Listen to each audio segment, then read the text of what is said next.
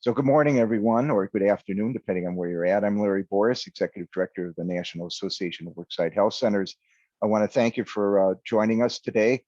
This session is on an update on the telehealth and virtual healthcare rules that are being discussed in Congress.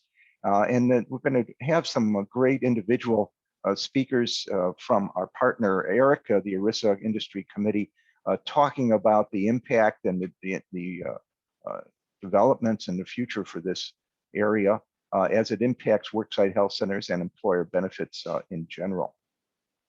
So for those of you who are not familiar with our organization, NAWHC is the nation's only nonprofit group supporting employers and union sponsors of on-site, near-site virtual mobile centers. We work with employers in developing and expanding their centers, and we have all of the industry and market partners participating with us. We have both third-party vendors, healthcare providers, consultants, advisors, wellness vendors, and of course, employers and unions and others that sponsor these centers. We offer a variety of educational programs. This is one of them for this month. We've got a number of others coming up. You'll see just in 24th and 25th, we're working with the World Conference Forum on the Chicago-based 2021 On-Site Clinic Summit. Following this, later this month, we have a session on key contracting issues for new and mature worksite health centers. And then in July on different payment structures for centers. And then we have our major event, the annual forum for NAWHC on creating and expanding worksite health centers at the Mid-America Club in downtown Chicago. This will be our first in-person event for our organization itself. So we hope that you'll all be able to participate and be part of this activity. I'm pleased to just briefly introduce our two speakers today. Cristina Cianti is the staff associate supporting ERIC's efforts on the federal health and retirement policy development advocacy. And our main speaker joining her will be James Gelfand, Senior Vice President of Health Policy with ERIC, working with their members and advancing policies for the largest employers in the country.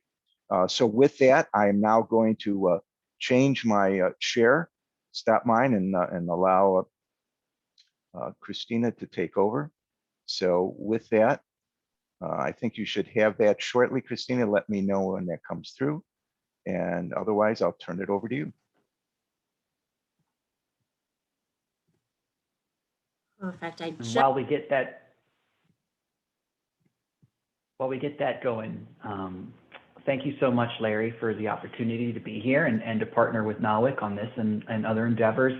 I know that we're speaking to an educated audience today who are well aware of many of the telehealth policies that have been put into place since the onset of the epidemic in March of last year, which seems like an eternity ago at this point. Hopefully, what we can do is we'll give you a little bit of introduction on sort of who we are and what we've been up to and what these policy changes have been. Cristina will talk a little bit about the telehealth changes that we've been seeing. I'll talk a bit about the legislative activity that has taken place, and then we'll talk some about Capitol Hill activity, employer priorities, and we'll leave time for a Q&A at the end. I don't think that will take a full hour to get through everything. But for those of you who may not be aware, I hope you all already are very familiar with the ERISA Industry Committee, or ERIC for short. We're a trade association that represents Fortune 100 companies. Many of these companies host worksite health clinics. These are companies that don't buy health benefits off the shelf, right? They're designing a suite of benefits, and they are probably the most likely to be potential customers for NAWHC members who run clinics, because they're self-insured and they're always looking for ways to provide high value health in their health benefits. And obviously we think that clinics tend to be a high value proposition here. So moving to the first slide, if you would, Cristina. I talked a little bit about the agenda. I just want to say that, Capitol Hill has only just begun dealing with telehealth. It has primarily been an administrative activity. In the very beginning of COVID, the Trump administration actually moved very quickly to loosen up rules and to enable telehealth providers to do more things than they were allowed to do before. Since Team Biden has taken over, they have largely continued these policies. And so we're going to be talking about a number of policies that were started by one administration, currently being mulled over by a new administration. Big questions in the air of what's going to continue and what's going to be cut off, what could be expanded, what could be made permanent, et cetera. And so we're going to talk about all of that stuff. I don't know, Christina, do you want me to talk a little bit about these telehealth facts, or do you want to start here? I can start, and then I can transition back to you when we get more so to the legislation and more so what Capitol Hill is thinking about doing.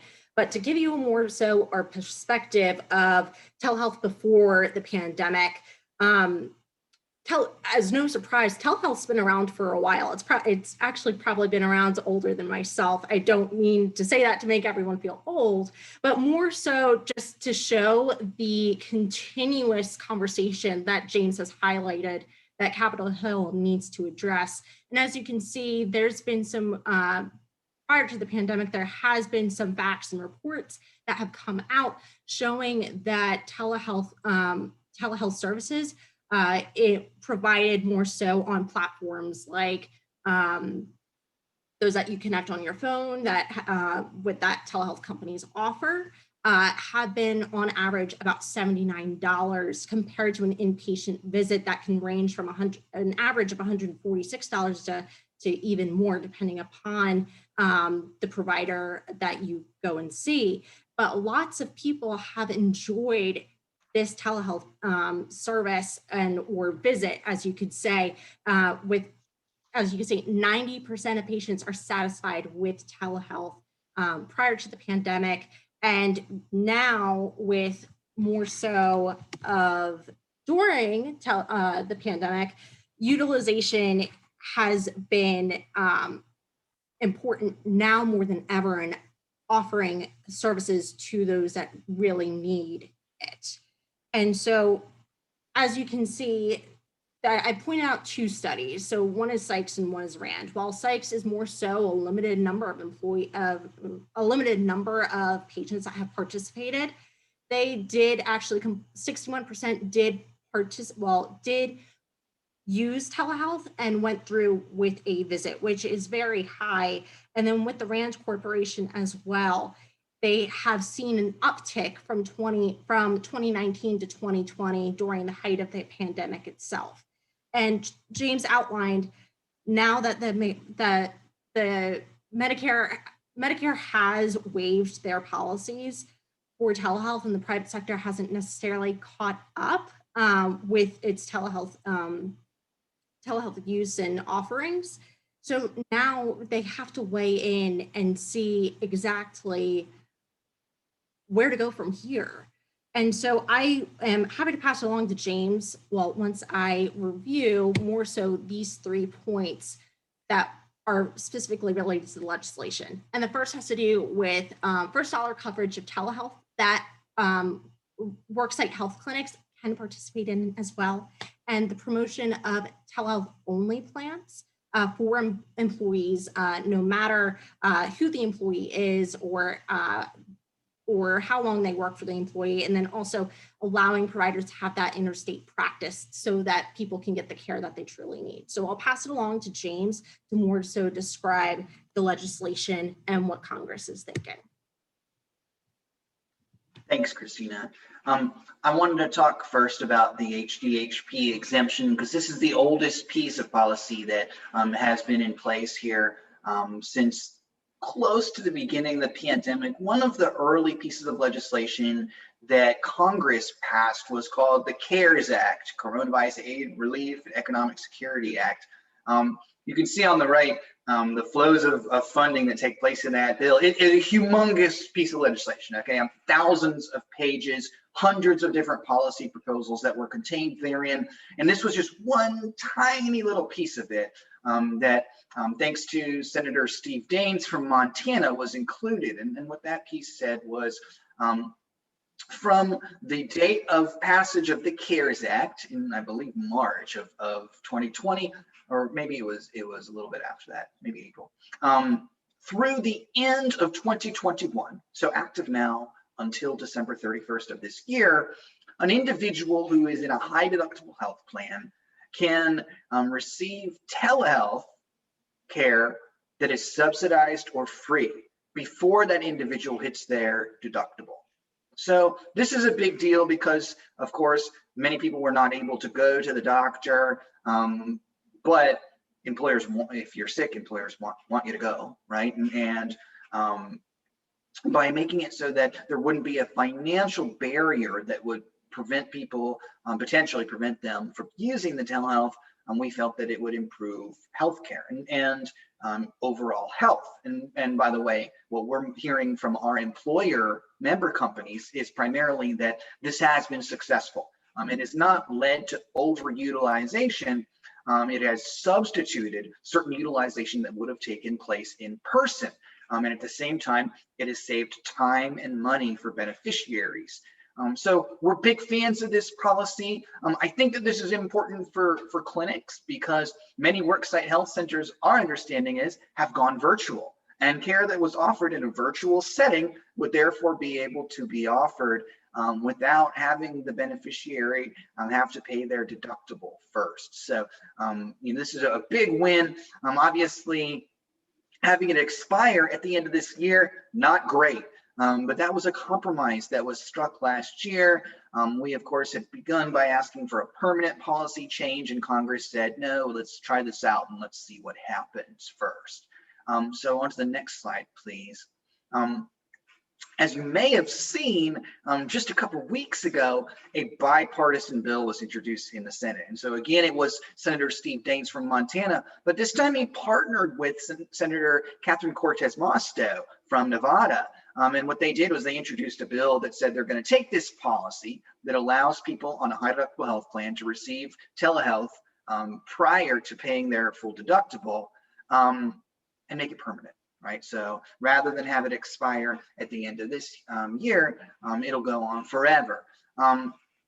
We think this is a great development. We're bullish on a House bill being introduced soon that will essentially be exactly the same.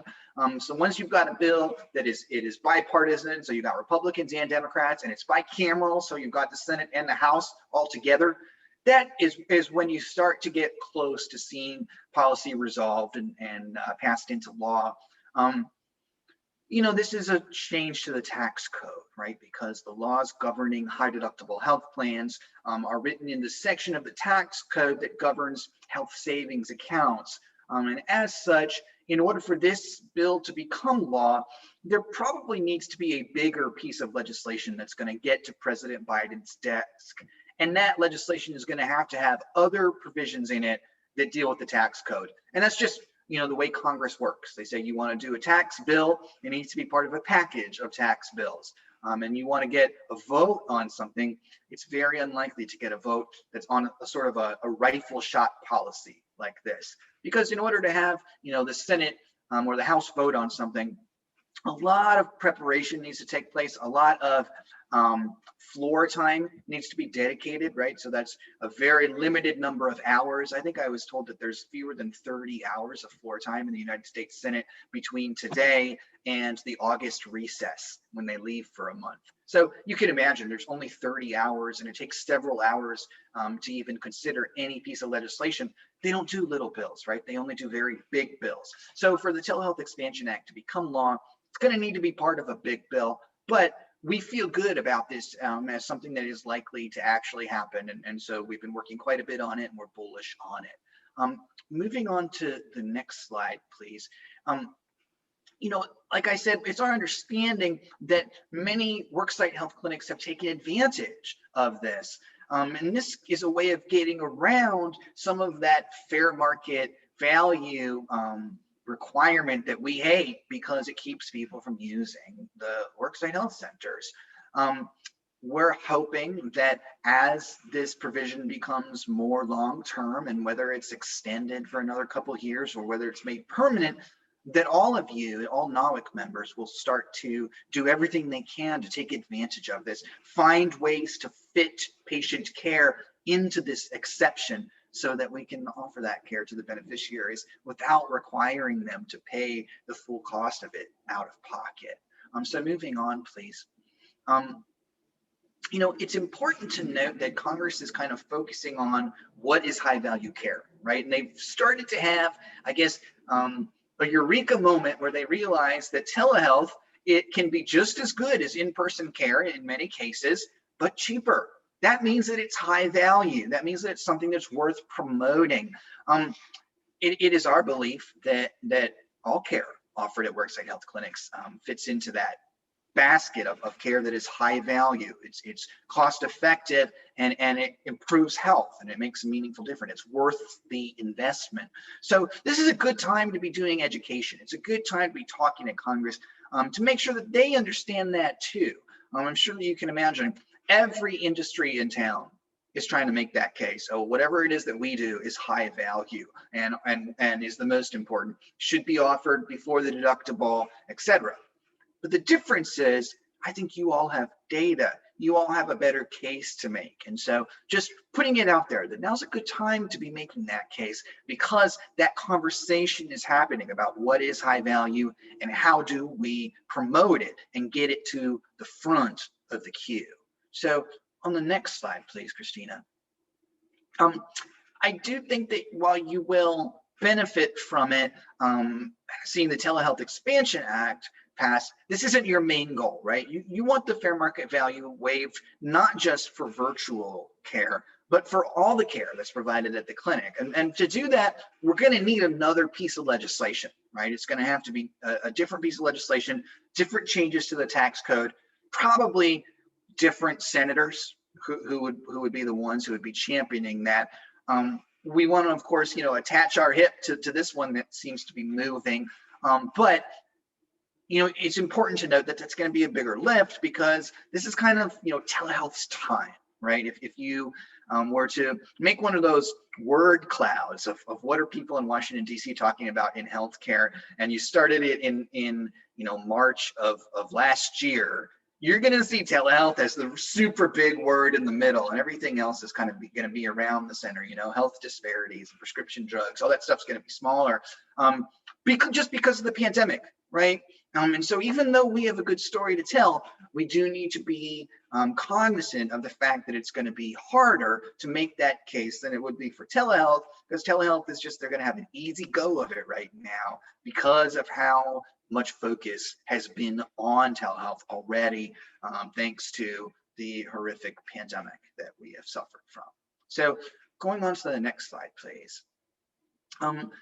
There was some policy that was changed just by administrative fiat. We talked about that in the beginning. A lot of it was focused on Medicare and what are the rules for Medicare beneficiaries and Medicaid to a lesser extent. But there was one very big piece in the employer-sponsored world. And this one dealt with offering only telehealth benefits to employees and beneficiaries of those employees. You're probably already aware there are many people who work for a given company that aren't eligible to enroll in the company's full medical surgical benefit, right? So it could be somebody on an ACA waiting period. It could be a part-time worker who works fewer than 30 hours at many companies, interns, seasonal workers, independent contractors, right? There's a lot of people who are going to that work site or who are contributing to that company, but they're not going to be on the full medical benefit. The employers told us that if they could, they would still like to offer some benefits to those individuals. And so for the first time ever, the Department of Labor last year issued a frequently asked questions document. And in that document, it said if the employer wants to, they can offer telehealth only benefits to people who otherwise are ineligible for the employer's full medical plan. This is a temporary policy change. It's set to expire as soon as the public health emergency expires. It's not comprehensive, right? So it covers the people who were never allowed to be in the health plan. It doesn't cover the people who were allowed but chose not to be in it, right? So that's still going to be a gap. And that's going to be some important cohorts too, right? Like you think about an adult child, right? Somebody up to the age of 26 who might be eligible for their worksite plan, but maybe also eligible for mom and dad's plan. And the employer would like to say, well, we can offer you virtual care, even if we're not going to enroll you in our full medical benefit. DOL said, no, we're not going to have it. So just wanted to put that on your radar. I'm not sure how many of you have taken advantage of this, but it is something that employers feel strongly about. We're hopeful that we can make that permanent as well. Moving on to the next slide, please. You know, it's important to note that like a telehealth benefit generally is considered by the administration to be a group health plan, right? And group health plan, that is a term that carries a lot of different requirements with it. If you are offering a group health plan, that group health plan has to meet all of the market reforms that they are subject to under the Affordable Care Act. So that's going to be things from, you know, first dollar coverage of preventative services, has to cover certain essential health benefits with no annual and lifetime limits, all kinds of things that really don't apply to virtual care. And so prior to that frequently asked questions document, it's just been impossible to offer any one individual virtual care without offering them the full gamut of a medical surgical benefit, because the virtual only benefit wouldn't meet all of those rules and requirements. And so the net result of that, of course, was that those individuals, they got offered nothing, right? They were not getting any health benefit from their employer beyond, you know, maybe something that was contained inside an EAP, right? Or some kind of voluntary benefit, right? But they're not getting a real health benefit. We think that a virtual benefit offers many things that might be stronger incentives to use healthcare or to conform to the needs of some of these cohorts than a traditional medical surgical benefit. So, you know, I don't want to dwell on this too much, but just to say that we think this is important and this might be the way of the future. Not that anyone would stop offering full medical surgical benefits and in-person care, but just that there's all these cohorts of employees and workers and beneficiaries who right now they're not getting anything. They're not getting any benefit from their employer in the healthcare space. And that may change if we can promote this policy some more. So moving on to the next slide. You know, I mentioned this already.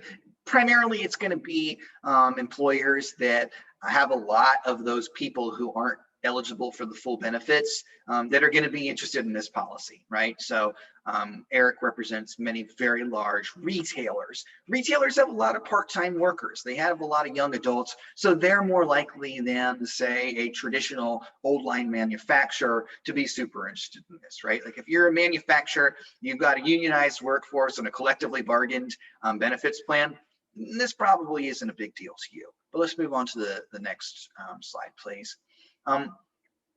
Wanted to just very briefly talk about interstate practice, because it's our understanding that as the success of worksite health clinics in going virtual has propagated, that some have been expanding their beneficiaries, right? So I think traditionally you would be treating the beneficiaries who worked at the work site where your clinic is based. But what we've been told by some of our employer members is that some of the worksite health centers have now been treating, you know, all the beneficiaries in a given state. And that's because the virtual nature of the care being offered means that it's less important whether the beneficiary is right there, but just that they're subject to the same laws and legal requirements. And as you know, virtual care is going to be governed by state law in many cases. So we've been working both with Congress and with the states to try to promote the ability to offer care across state lines. For Medicare, that was very, very easy. At the very beginning of the pandemic, Centers for Medicare and Medicaid Services just did, boom, snapped our fingers, it's done. Doctor anywhere, could treat a patient anywhere. It's a lot harder in the private sector because every state gets to make their own choices about this. And so, there have been efforts in Congress, a couple Congresses ago, 114th, which seems like an eternity ago. I was Christina's age. Then just Congressman Pallone, Frank Pallone, by the way, who is now the chairman of the powerful Energy and Commerce Committee, he offered a bill that would have said for all Medicare beneficiaries, they should be able to get care from any doctor, period. And so we were hoping, maybe he would do this for the private sector now, as that is an interstate commerce issue, and the Energy and Commerce Committee has jurisdiction over public health. I think it's going to be a little bit tougher, though.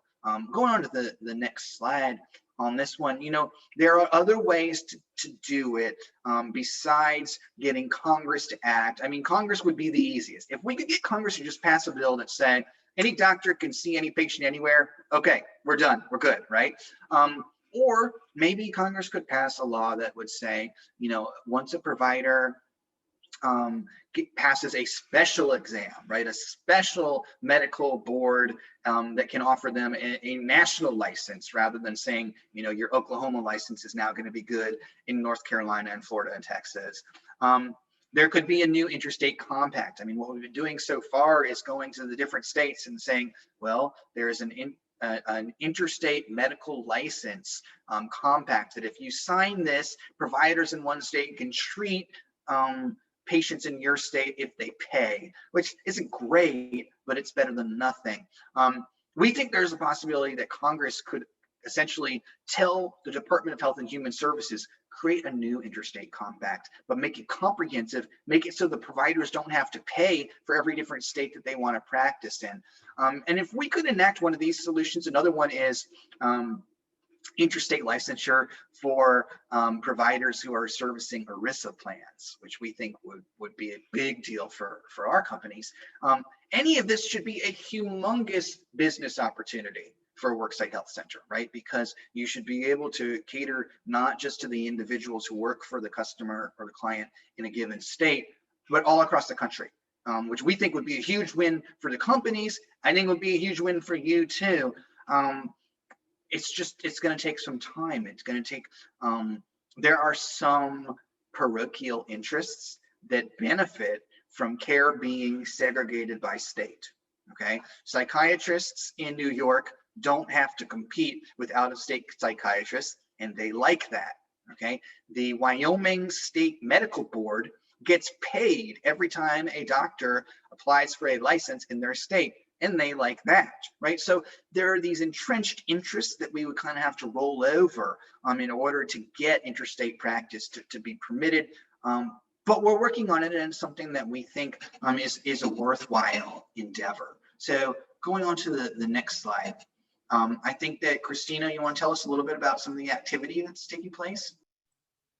Yes, and James, feel free to jump into if I miss any of the points. But Capitol Hill has really been busy in having hearings on virtual care specifically. And the first one that happened was the House Energy and Commerce Committee. And Eric submitted a statement to the record that really focused on the TREAT Act. And that is the temporary reciprocity to ensure access to treatment in its full title. And so that would allow providers to practice telehealth across state lines only during the pandemic, though. There have been previous iterations of the bill introduced in last Congress that would make it more so permanent and not limited to the pandemic.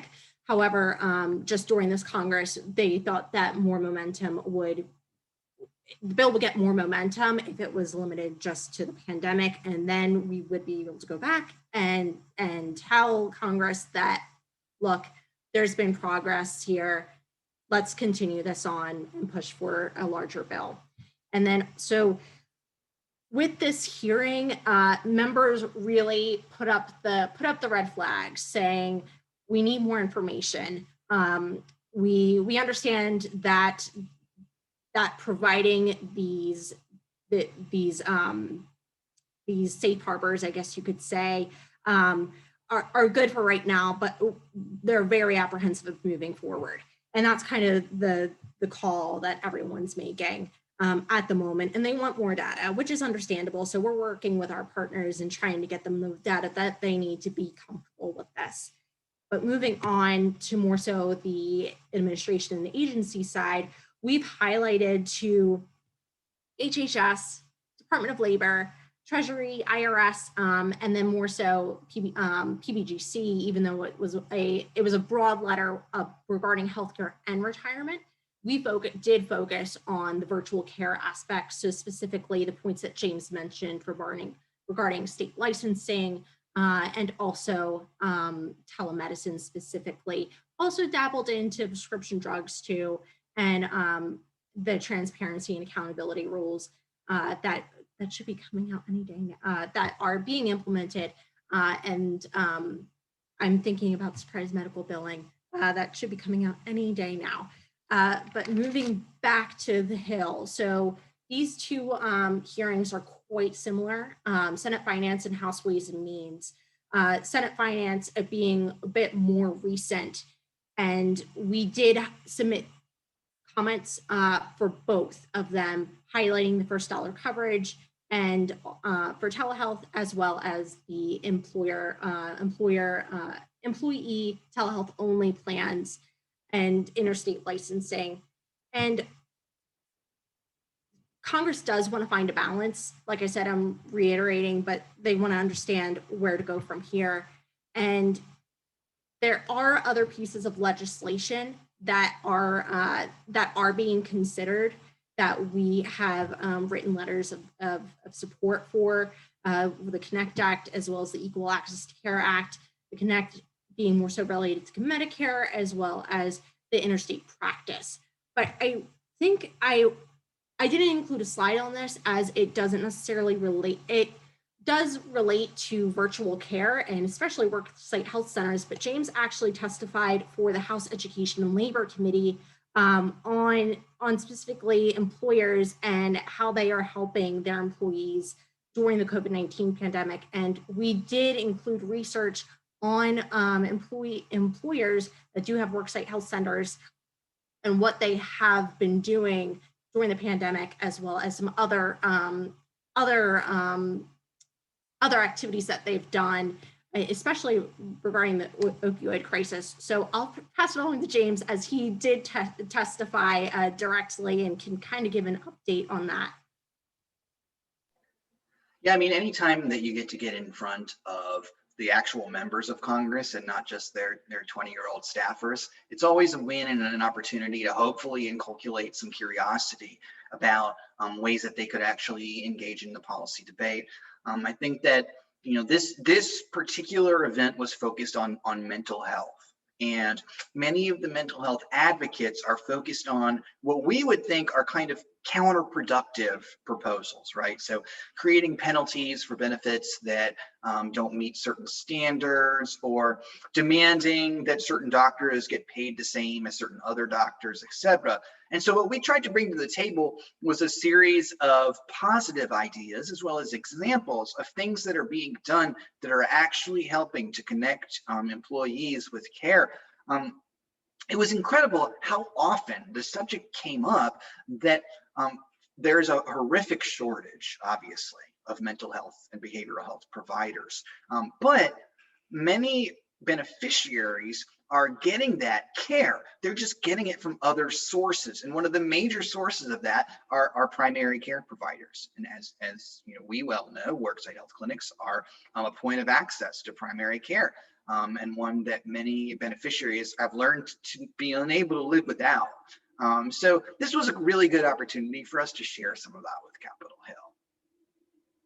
And they were very interested in what worksite health clinics and the employers that do have those clinics were doing in the hearing. And so a few members actually gave shout outs and commended the work that was done.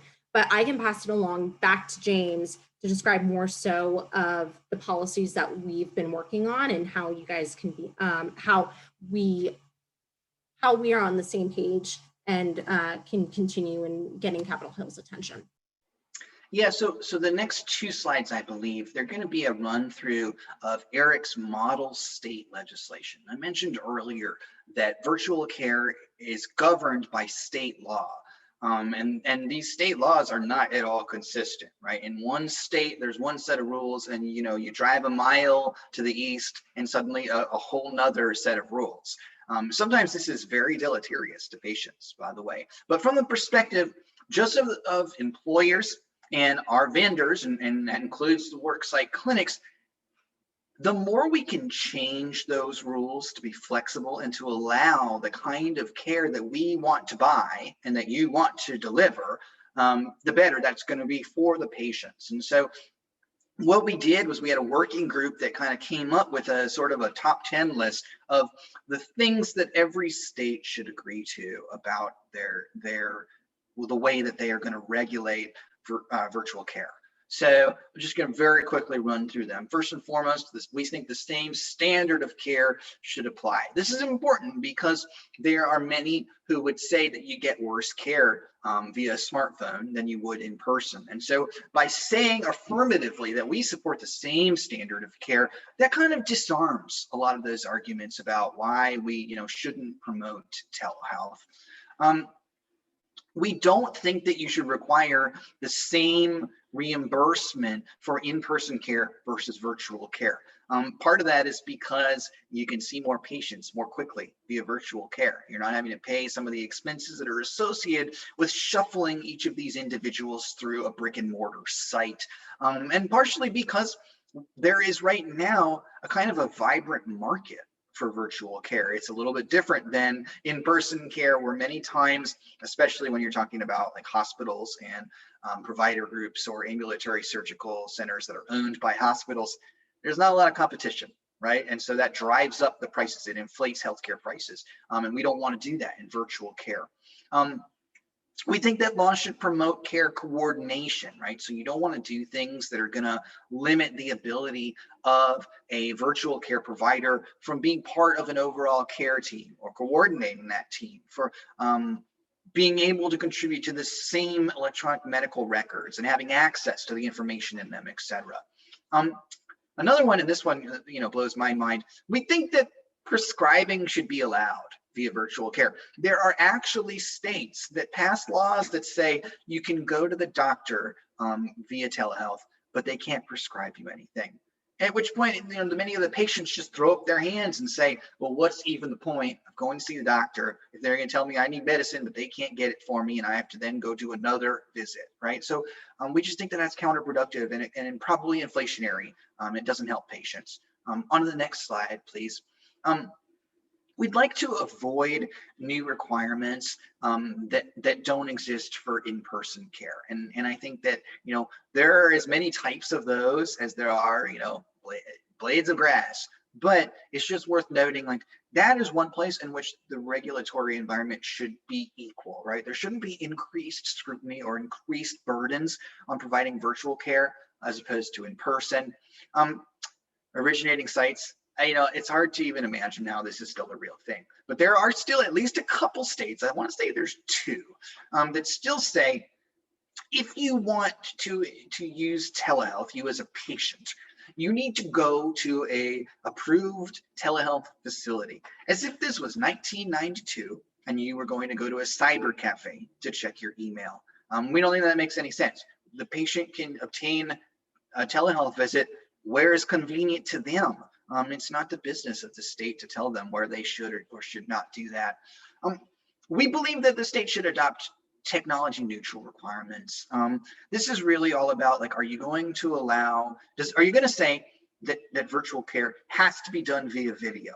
Because if you do, that means that individuals who don't have access to a smartphone or don't have access to broadband internet, they're probably not going to be able to use telehealth at all.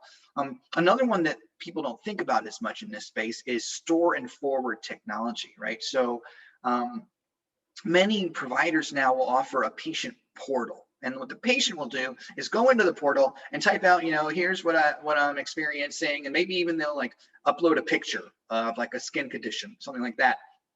Hours or days later, the provider will go in, evaluate this, and give a recommendation. that was all one visit.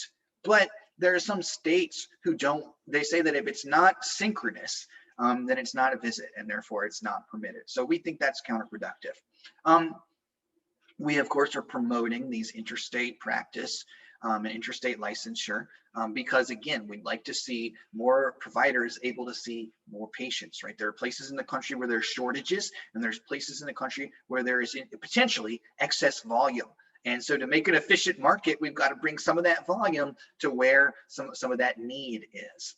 And then, we'd like to consider the needs of patients and what can be done to get them better access. And a lot of that's going to be about, broadband promotion, promoting new technology. Remote monitoring is a big one where people will get like a medical device installed, and then telehealth can be the bridge that continues to connect them to their providers, even though they're no longer going every day for care, et cetera. So we think that these would be the policies that if the states would go ahead and adopt them, we're likely to see better care for more beneficiaries, better cost control, higher value.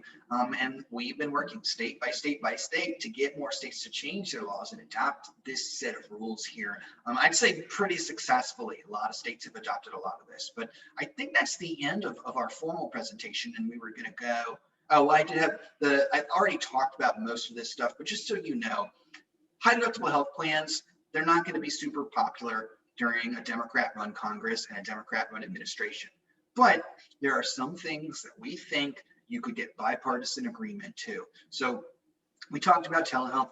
We talked about on-site clinics. I think direct primary care is up there. And I think some of you are probably in that space as well. There are certain individuals who can't make proper use of a health savings account, but they're still on a high deductible health plan. So we think they should be offered, we got to get rid of the discrimination against them in the tax code. And then we think that, frankly, we don't know everything about high deductible health plans and HSAs. We don't know how to make them work best. We need to be able to experiment and to learn and to figure that out. So I think that's the end of my policy stuff, and we're ready to go to the Q&A. Great. Thank you very much. Nice job, guys. I very much appreciate you covering that broad territory and focusing in on the needs of our participants here. All right. So what I'm going to do, as I typically do, is I'm going to go around the table. I'm going to call each person's name that's on the call here and ask if you have any questions or comments or things perhaps from your own experience or things that you would like to have more information on. So no particular priority order, just as I wrote down names. So Ernie, let me ask you first. Do you have any comments, questions, observations for the group? And I'll make sure I take you off mute. Okay, go ahead.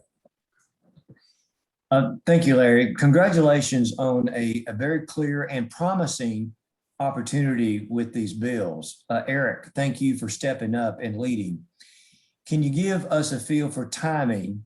More importantly, what can we do to speed up the timing of the passage of these bills? Yeah, I mean, it's going to be very interesting. I think I mentioned that a lot of these policies end either at the end of the public health emergency or at the end of like the calendar year 2021. And Congress are worse procrastinators than like me in high school. They're the absolute worst, and they want to wait till the absolute last minute. That's not really very useful for plan sponsors, right? I think you guys well aware that benefits are often planned 2 years in advance, right? And you want to have this information before an individual is making choices during open enrollment, which some of our plans might have irregular calendar years, but I think most of our plans are doing open enrollment in the fall, right? So you're talking about September and October, and people are making a choice where they're going to be locked in for the following year. So we've been making the case to Congress that they should act in Q3 of this year, which is rapidly approaching here if we're not in it now. Are we in it now? I think maybe next month we're in it, right?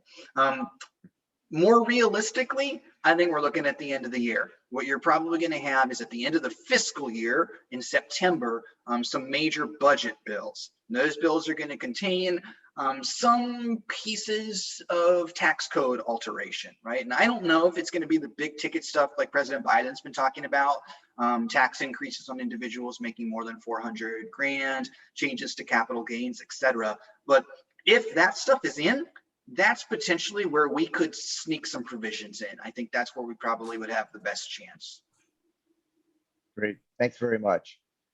Emily, let me ask you, Emily Starry, any questions, comments, or observations?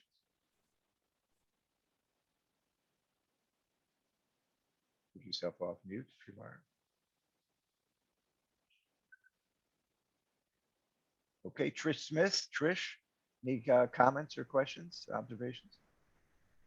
I don't have any questions, but I just want to thank you for the information. I found this extremely informative. So appreciate the sharing of this. Thank you. Kelly Taubert. Kelly, any comments, questions, or observations?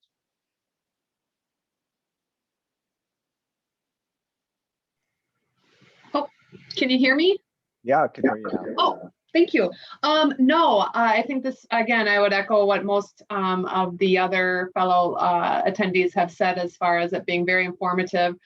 We are in the very early stages of creating and developing our worksite health model. And so knowing this type of information will certainly be helpful as we look to make sure that we're able to, make this a convenient option for employers, especially across the geographic area that we're currently covering here in Minnesota. So again, appreciate your time and expertise and look forward to additional information in the future.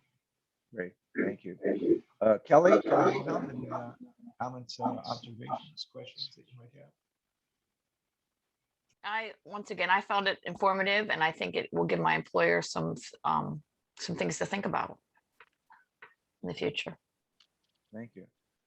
Maria, any comments or questions from you, Maria Wyman?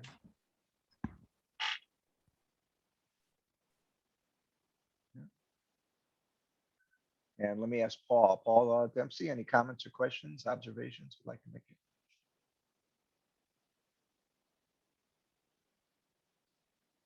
Okay, well, if not, again, I want to thank very much Christina and James for your time and for the wonderful overview of what we have here. There'll be future presentations relating to legislative and legal aspects of healthcare, particularly at our annual forum in September. And for those of you who are interested or involved in the Fair Market Value Collaborative that now leads, that focuses on repealing or revising the fair market value requirement, please contact me. We're going to end up having monthly calls, probably starting next month relating to that. So with that, everyone have a good and safe holiday. Stay safe and look forward to seeing you all. Take care.